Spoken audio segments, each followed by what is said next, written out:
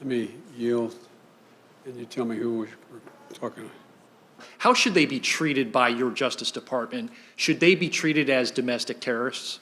Yes, they should be treated as they're a bunch of thugs, insurrectionists, white supremacists, anti-Semites. 6N is not enough. I mean, come on. You know, these shirts they're wearing, these are a bunch of thugs.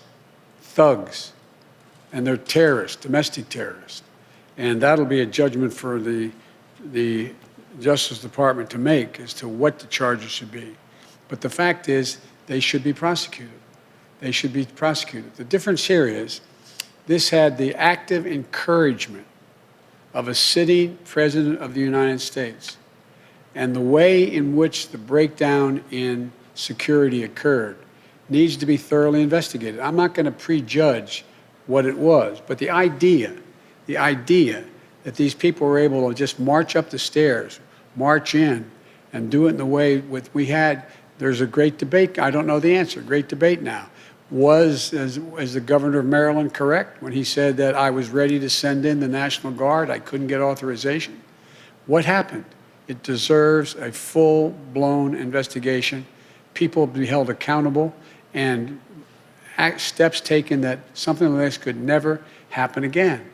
And the difference this time is every nation has dealt, every democracy has dealt with individual, but the idea that thousands of people could be marching up the steps of the United States Capitol, breaking windows, breaking doors, forcing their way in, stepping aside, and the photographs of, well, I don't know what the circumstances, the photograph looked like you had some of the Capitol Police taking selfies with these people.